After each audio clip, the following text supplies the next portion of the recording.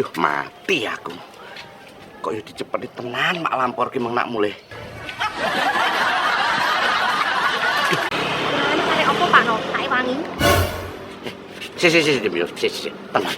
Tenang.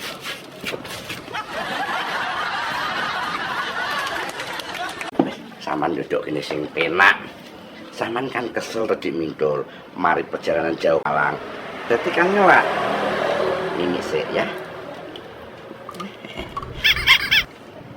Tapi aku ora ngelaki Pak No. Ngelak oh. Wis lek ngono, tak ngelak wis.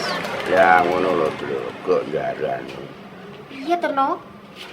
Ora rasa sayangku.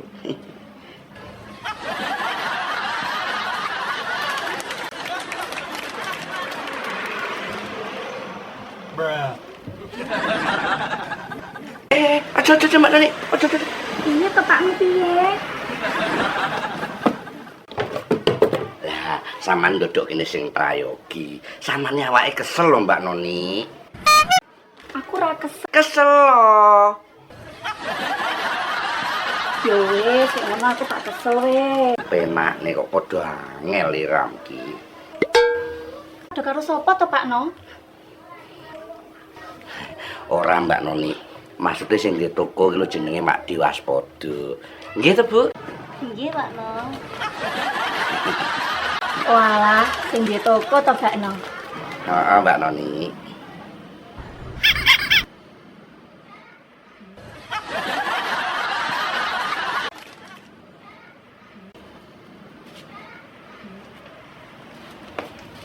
Pak No, sampean tak ewangi ya? Ora usah Dik. Wes nduk kene ae.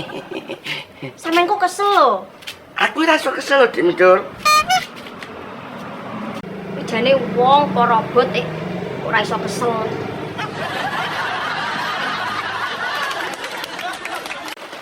Pak No, sampean gak diewangi tenan to? Ora usah Mbak Noni. Lah engko lek kesel piye? Pak No kok sampai kesel terus harga diriku tak seweh endi to Mbak Noni. Piye to? Kok tekan harga diri barang ki? Lah iya, jane Galino nyapo ya. Diwangi ora gelem.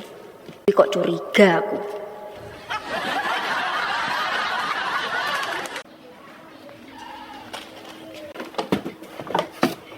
Sik Pak No.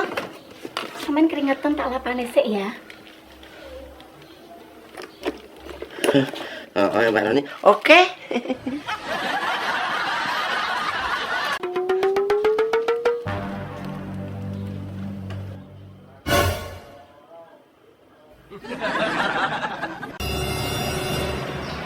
Pancen asu Galino.